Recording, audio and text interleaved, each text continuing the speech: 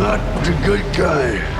I'm the bad guy. Smart people say, if it ain't broke, don't fix it. The TV Regent says, if the viewers love it, then keep making more volumes. And as you can see, I am not dead. That's exactly why today I'm giving you Volume 5 of the top 25 most badass superhero scenes. Okay, let's go.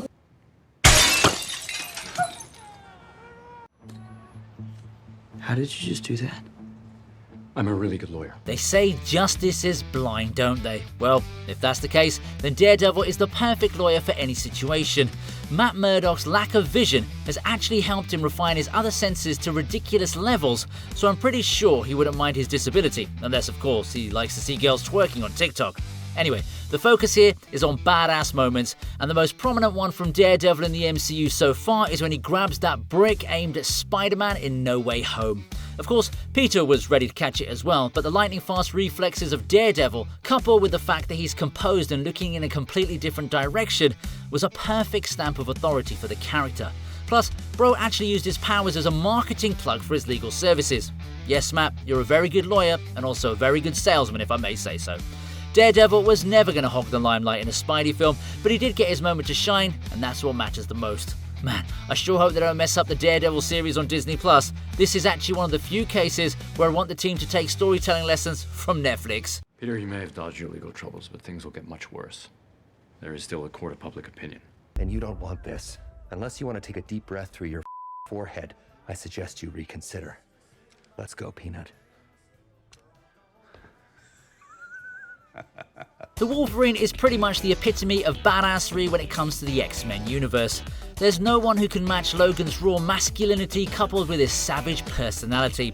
Deadpool's the only dude who can probably exceed him in terms of sass, but he got a taste of Logan's true nature when he finally met the variant he was looking for in Deadpool and Wolverine. I'm the Wolverine.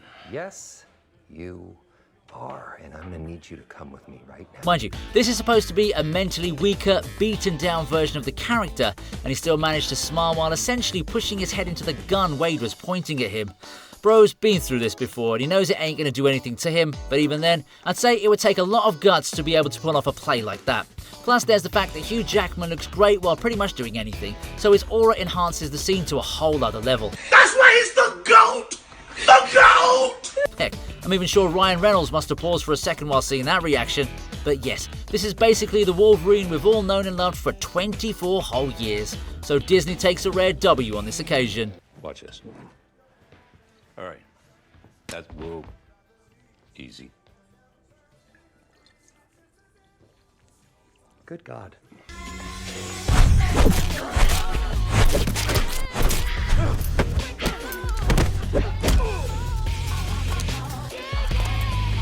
It's a new age, an era where all kinds of preferences are allowed and enjoyed without judgment. Well, maybe not the Diddy kind, but you know what I mean.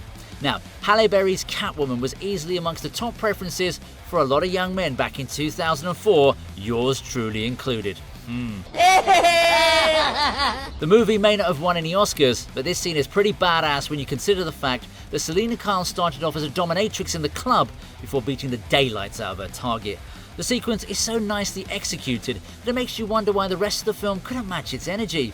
You can clearly see Catwoman taking control of the club with a sadistic whipping, so I can't exactly blame that dude for allowing her to violate him like that.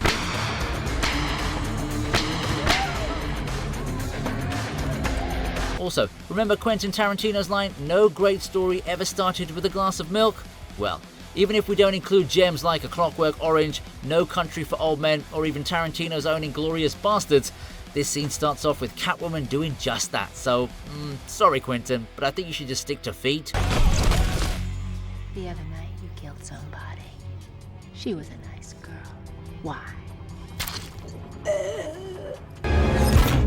The name's Rocket. Rocket Raccoon. James Bond is undoubtedly amongst the most badass characters in the history of cinema, so it shouldn't really come as a surprise to see Rocket Raccoon imitating him during his final battle against the High Evolutionary. First of all, I'm still not sold on such a narcissistic name for a villain, but my focus is on Rocket and how he nonchalantly states his name in true Bond fashion.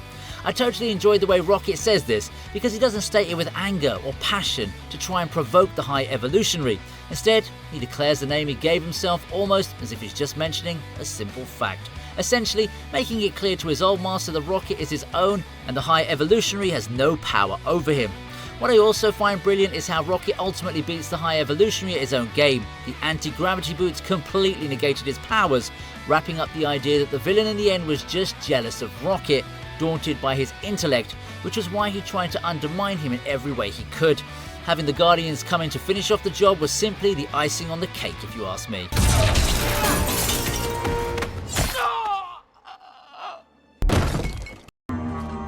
I'm not the good guy. I'm the bad guy! Not a lot of people know about 2022's Samaritan, and I'm here to spread the good lore about this movie. I've actually included this scene in some of my earlier videos, and I feel it perfectly fits the vibe when it comes to massive reveals. The critics may not have liked the film, but I definitely feel the moment Samaritan is revealed to be actually Nemesis was an S-tier twist. This whole time we've been thinking of Joe as the supposedly dead hero who survived, but it just turns out that the villain was the one who actually lived. Sylvester Stallone once again proves why he's an absolute powerhouse of an actor, especially with the way he says his lines to Cyrus. Holding the hammer with his superhuman strength was a perfect way to kick off the reveal, and it's also kind of funny if you see it from Cyrus's perspective.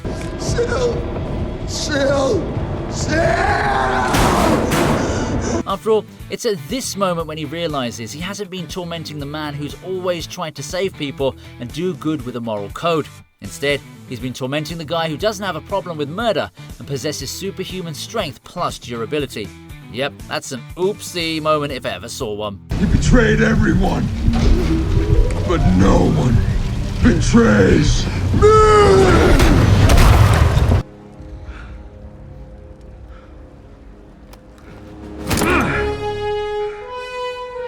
When the chips are down, it's very easy to give up the fight and try to make a run for it. However, Steve Rogers isn't the kind of guy who would back down after seeing his odds. He can do this all day, remember? I could do this all day.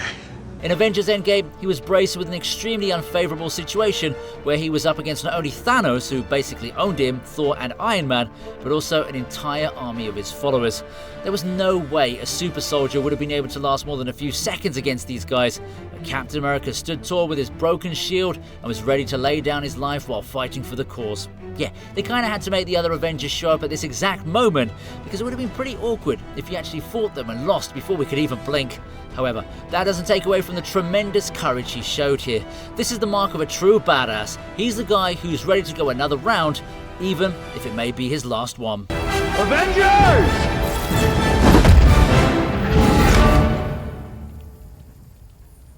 Assemble. Who says you can't go home again?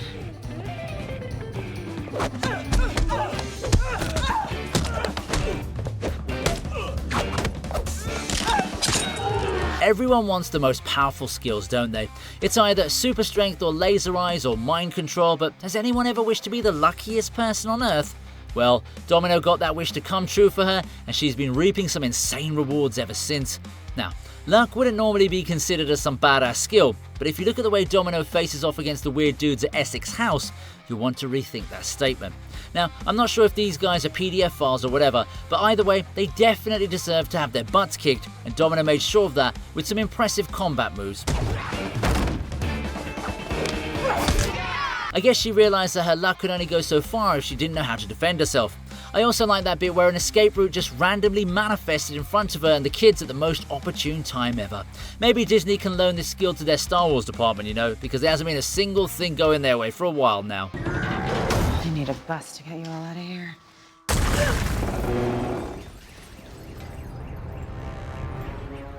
Orphans?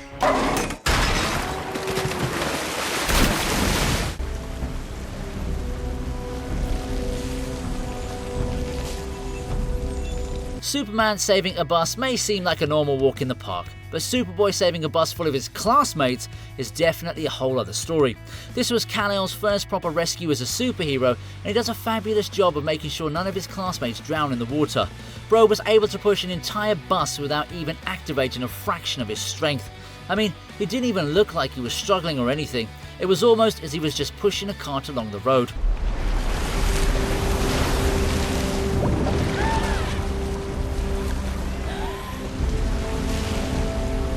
I also have to admit that the casting for young Clark Kent was spot on, because that kid definitely looked like he was going to grow into a badass. Plus, I'm not sure if that girl was supposed to be his childhood crush or whatever, but doing something as badass as this in front of someone you want to impress has got to be the best feeling ever. It's also kind of ironic when you realise that Kal-El managed to save the entire bus from any serious damage here, but would later go on to wreck an entire truck well beyond any kind of repair.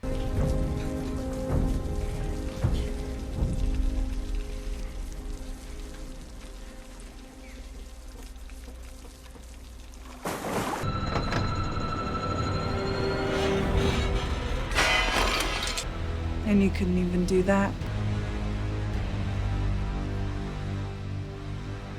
Let me show you how.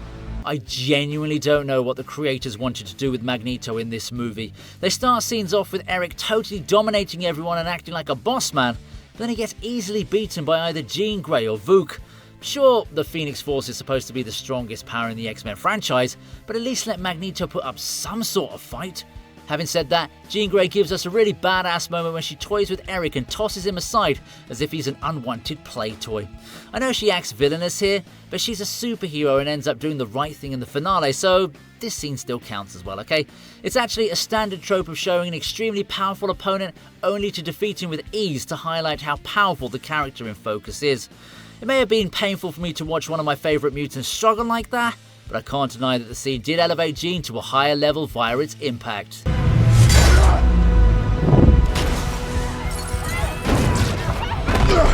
Sir. There's something out there. Another submarine? No. I think it's a man. Now, where was Aquaman when the Titanic sank? They really could have used him there, couldn't they? People don't really give him much credit for his strength, but Arthur Curry is actually an absolute beast when it comes to his muscle power. The man literally lifted an entire submarine from water, which is something that even Superman would need to at least apply some effort to accomplish. I mean, there's a lot of resistance from the water pressure itself, so this serves as a perfect example of how powerful Jason Momoa's character really is.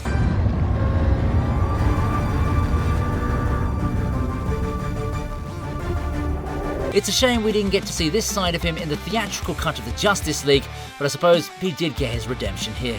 Spare a moment for the dudes inside the submarine though. They must have spent the whole time wondering what the heck is going on, only for them to realise they've been hustled by a dude who can talk to fish.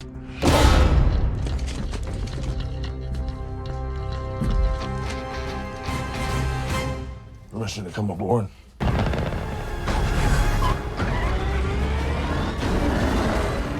Why does it sound like you're fleeing the scene? Falcone's idiot kid decided to try to play in the big leagues. The commercial failure of 2023's The Flash shouldn't come as a surprise given the circumstances of its release. Plus, when the best part of a movie focusing on Barry Allen actually happens to be the Batman scenes, then you know you've been caught lacking.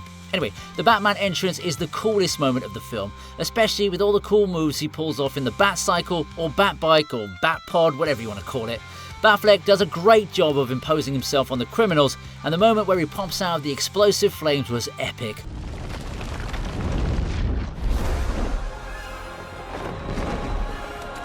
The whole flying angle of his was a neat little touch, and I like the entire chase sequence's choreography as well. However, the most insane thing on display was that the Dark Knight was working during the day. Man, they really need to start recruiting more officers if they want Bruce Wayne to get some rest.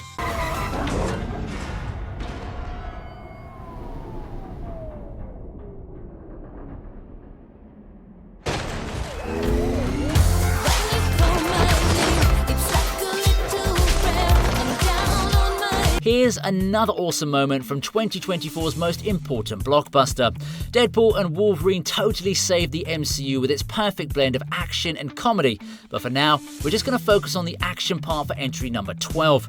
It's the crazy Deadpool army battle where Wade Wilson and Logan take on an entire squadron of naughty assassins in badass fashion. There are some brilliant moves to be appreciated here, especially from Wolverine, who clearly looked like he was having tons of fun. Can you even blame him though? Bro was getting his brain scrambled by Deadpool's constant yapping every single time he opened his mouth. Ryan Reynolds does a great job too, first with the hilarious Nice Pool murder scene, and then with the non-stop attacks on his own variants. Having Peter Paul come in at the right time to save the day was exactly what you'd expect from a Deadpool movie, but my main appreciation remains for the splendid butchering our two leads hand out to their opponents. After all that, the only thing they're gonna remember is that god-awful dismount! There's no one on this planet that can stop me. I can call in a favor and send people who aren't from this planet. Send them all. Oh yeah, The Rock definitely met his match here. After an overconfident challenge to Amanda Waller, you'd think Black Adam would have the last laugh. However, the Man of Steel ain't gonna let him hog the limelight, even if it's in a post-credit scene. This one's a bit confusing because you must be wondering what's so badass about two overpowered muscle bros having a chat. Well, the main factor here is that Superman realizes how powerful Black Adam is, and he still maintains a sense of calm while simply stating that they should talk. Kal-El is well aware of the fact that if he were to clash against Black Adam, there would be tons of damage, but even so, he makes sure to keep things chill. Plus, he was reeking of confidence, which meant that even if he did have to go all out against his opponent, he definitely felt like he would win. It's kind of like Gojo talking about defeating Sukuna even at full power, although the Jujutsu Kaisen manga would beg to differ. Sadly, this was pretty much it for Henry Cavill, as we'd never see him again in the DC universe. Black Adam. We should talk.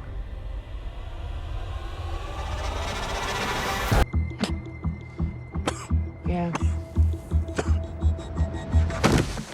It's not good for you. My mom always told me to stay away from women who smoke, but she never said anything about those who are smoking hot. Yeah, the dad jokes are back because we're in top 10 territory, and we're kicking it off with a fight scene between Katie and a bunch of dudes who are just trying to help their bro be a gentleman. See, this is why you shouldn't always support smoking. You'll eventually get your butt kicked by a total babe. The action choreography is definitely top notch. What sells the scene is how Eliza Gonzalez maintains her composure and still looks gorgeous even after an intense fight.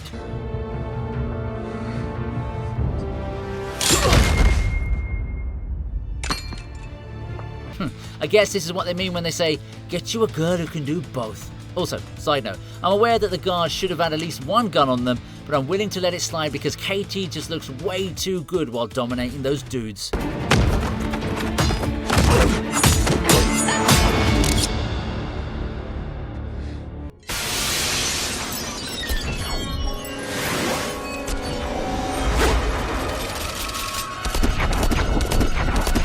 Crazy to think that the special effects and CGI of a film released in 2003 hold up so well even in 2024, but that's just what the Matrix franchise is all about. My personal favourite will always be the OG flick, but the opening of The Matrix Reloaded was just something else. Trinity's escape was a sugar rush of action sequences with so much happening at the same time, you felt as if you were right there with her. That scorpion kick of hers has a separate fan base of its own, and I'm glad she got such an iconic moment to herself in the franchise, considering she's such an integral part of it. Trinity jumping out of the window in super slow motion was a great addition to the sequence, and everything about it made us hyped for the rest of the film. It would have been a perfect escape for her as well if she didn't get shot in the head, but even so, I'll still rate it strong enough to land at number 9.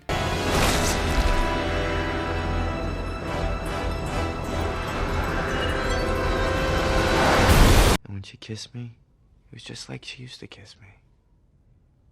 That taste. Strawberries. The unspoken rule of Spider-Man 3 is that you do not bully the bully. That's the biggest mistake Harry Osborn made against his old pal Bully Maguire. I mean, Peter Parker. And he clearly pays the price for it in this sequence. Look, I know you think that Spider-Man killed your dad or whatever, but the whole world knows he literally stabbed himself with that glider. Anyway, Bully Maguire isn't the time to empathise with daddy issues, so he gives Harry a thorough thrashing and humiliates him a bit too harshly in his own home. That all you got? Man, I would have felt sorry for Green Goblin Jr. even if he was an actual villain. Kudos to the symbiote Spidey too, because that final encounter with the Goblin Bomb was the perfect way to win that battle. Although I should mention that I don't advocate throwing explosive devices in people's faces. Man, I just love how most of Tobey's lines in this film have become straight up memes.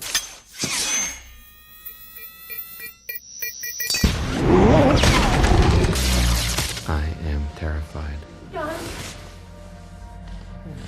I'm sorry, John. But I can't. All these rappers keep talking about how a certain category of women ain't loyal, and while I do want to believe the opposite, there are certain cases of that statement bearing some truth. Take John Osterman, aka Dr. Manhattan for example.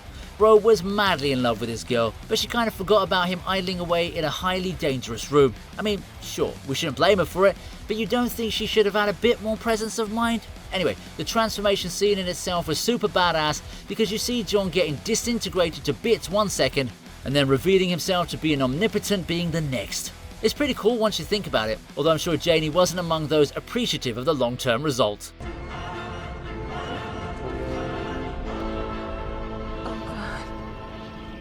John?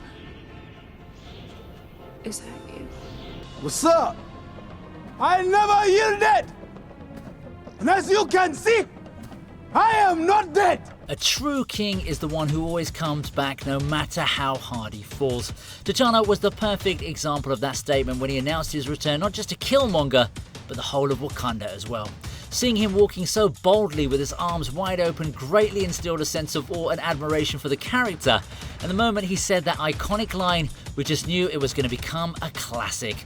Turns out that this moment has become immortalized in meme culture too, but of course, it means a lot more than that.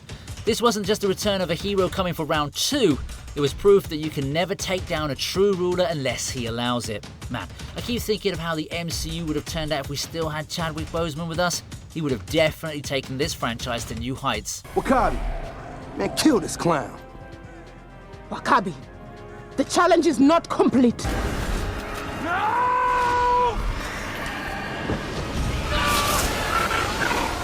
Once again, we have Jean Grey in her villainous form making an appearance, but I need to remind you that she's still a superhero by heart, so this counts. I mean, she literally begs Logan to save her by allowing him to stab her with his claws, so she kind of saved the world from herself. Save me.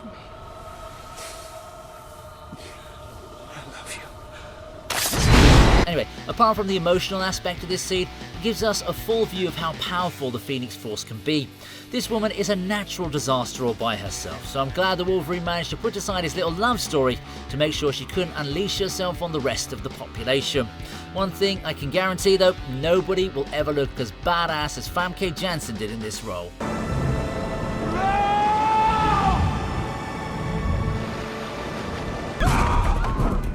Listen to me. See that guy?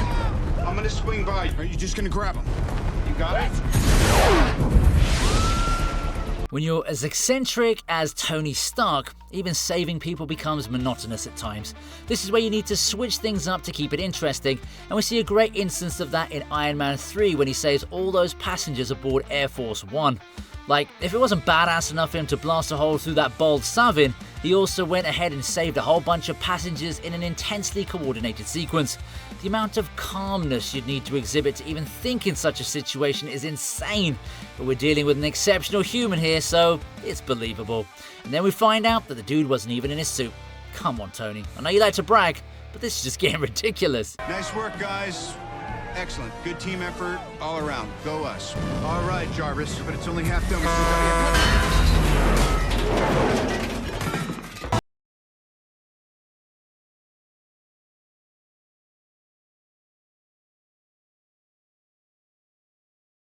Moment the entire world was waiting to see back in 2012. With talks of a cinematic universe being built for Marvel, people didn't know what to expect back then. Then they got a taste of the very first Avengers film, which turned the world on its head and changed the film industry for the next 7 years. We're all aware of the famous Avengers Assemble line, but nothing beats seeing it in action on the big screen. These were the OG members, so the nostalgia does hit different, and seeing them standing united against an entire Chitauri army was definitely an elite moment. If only the MCU continued making films like these after Endgame, maybe they wouldn't have had to rely on a couple of mutants to save their box office legacy. Barton, I want you on that roof. Eyes on everything. Call out patterns and strays. Stark, you got the perimeter. Anything gets more than 3 blocks out, you turn it back or you turn it to ash. He missed!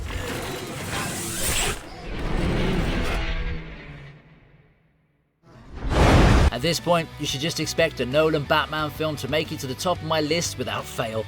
The battle of vehicles between Batman's Batpod and the Joker's truck was an amazing sequence, not only because of how it looked, but also because you could tell the team put in a lot of effort to make it a success. Christopher Nolan is very much like Stanley Kubrick when it comes to putting in an effort to make his films look genuine, and we could see that in this sequence.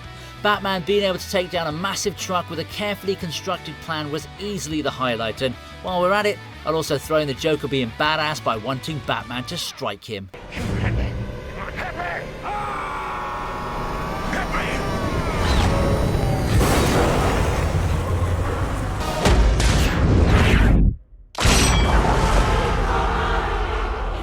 I spoke about how the MCU needed 2 mutants to save their legacy, and it was quite obvious who those 2 mutants were.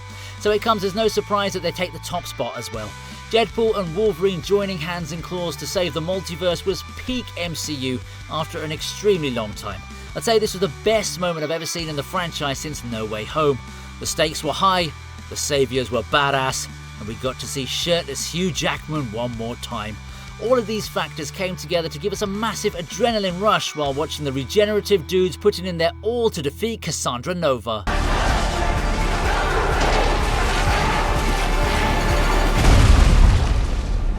Hope you liked the video. Please subscribe to the TV Regent, and here's another video that I know you're going to enjoy.